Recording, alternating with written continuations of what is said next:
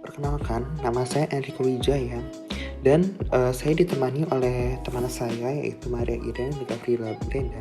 Pada kesempatan kali ini, kami akan mempresentasikan tentang bagaimana hubungan biologi dengan kehidupan manusia sehari-harinya. Pertama, seperti yang Anda ketahui, pertanian.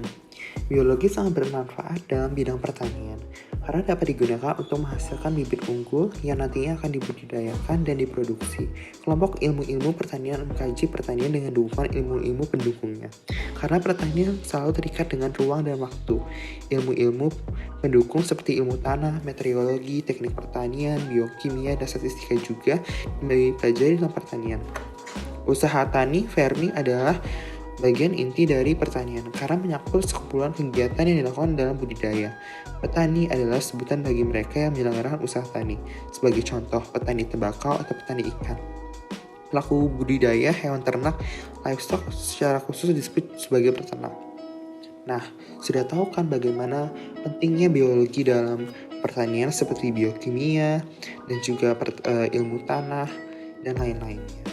Lalu dalam bidang peternakan, nah seperti yang Anda ketahui pada zaman modern ini, dampak peternakan terhadap lingkungan mulai disoroti karena kegiatan peternakan membutuhkan banyak air dan lahan, baik untuk hewan ternak maupun untuk tanaman yang ditumbuhkan sebagai makanannya. Selain itu, hewan ternak mengeluarkan emisi gas rumah kaca seperti metana, CH4, dinitrogen monoksida, N2O, dan karbon dioksida CO2. Muncul juga kekhawatiran akan kesejahteraan hewan terutama seiring meningkatnya peternakan pabrik.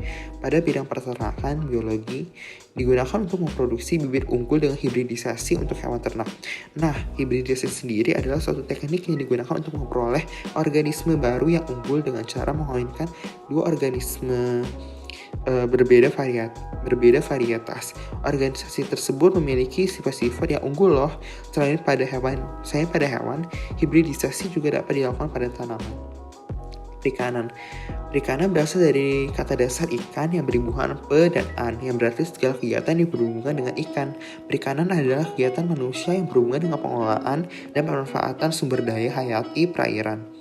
Sumber daya hayati perairan tidak dibatasi secara tegas dan pada umumnya mencakup ikan, amfibi, dan berbagai vertebrata penghuni perairan dan wilayah yang berdekatan, serta lingkungannya.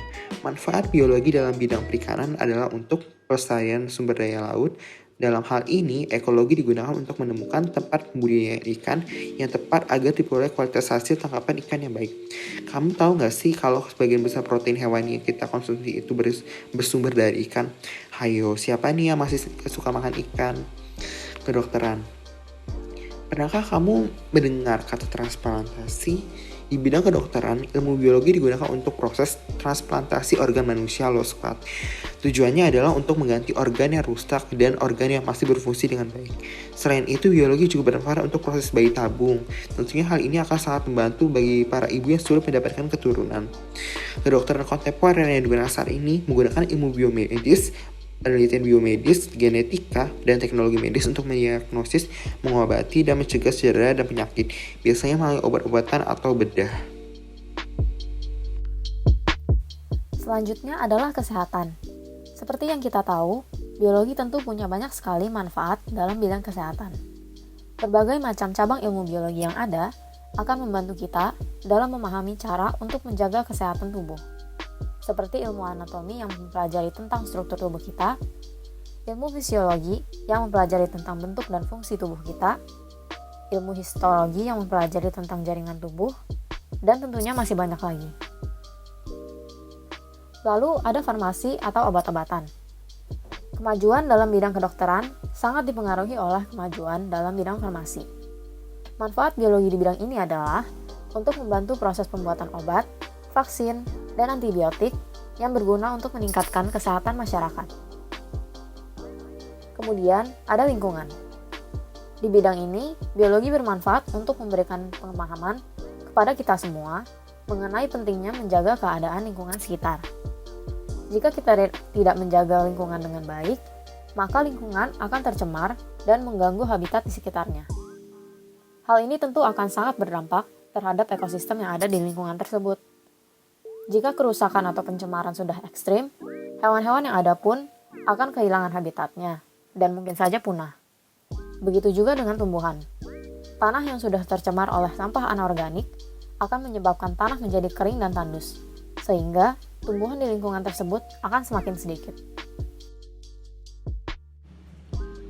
Selanjutnya adalah energi. Pemanfaatan biologi dalam bidang ini adalah untuk mencari energi alternatif seperti biogas dan biodiesel. Biogas dihasilkan dari kotoran ternak yang hasilnya berupa gas alami, sedangkan biodiesel dihasilkan dari tanaman seperti pohon jarak atau pohon singkong yang hasilnya berupa alkohol atau etanol. Biogas dan biodiesel ini sedang banyak dikembangkan karena selain sebagai pengganti bahan bakar fosil, biogas dan biodiesel juga ramah akan lingkungan. Selanjutnya adalah bioteknologi. Manfaat biologi dalam bidang ini adalah untuk membantu proses rekayasa, genetika, dan kultur jaringan. Pada rekayasa genetika akan dilakukan proses modifikasi atau manipulasi gen untuk menghasilkan organisme baru yang lebih unggul dari organisme sebelumnya. Sedangkan pada kultur jaringan akan dilakukan pengisolasian atau pemisahan bagian dari suatu tanaman, bisa berupa sekelompok sel atau jaringan ke tempat yang bebas dari penyakit, sehingga bagian tanaman tersebut dapat tumbuh dan memperbanyak diri. Selanjutnya industri. Pada bidang industri, ilmu biologi banyak sekali digunakan, terutama dalam bidang industri makanan dan obat. Pada industri makanan, biologi digunakan dalam pemanfaatan bakteri baik untuk menghasilkan makanan fermentasi agar tubuh lebih mudah menyerap nutrisi seperti roti, yogurt, metode koko, dan masih banyak lagi. Sedangkan pada industri obat, biologi digunakan dalam pemanfaatan virus yang nantinya akan diolah menjadi vaksin dan antibiotik untuk menyembuhkan penyakit yang disebabkan oleh bakteri. Berikutnya adalah nuklir. Ternyata biologi juga bermanfaat dalam bidang nuklir. Nuklir yang dimaksud ini adalah radiasi nuklirnya. Radiasi ini dapat digunakan untuk mengobati penyakit kanker yang dikenal dengan nama terapi radiasi atau radioterapi. Selain itu, radiasi ini juga dapat digunakan untuk ronsen dan sterilisasi alat-alat keperluan operasi. Nah, sekian presentasi dari kami. Terima kasih.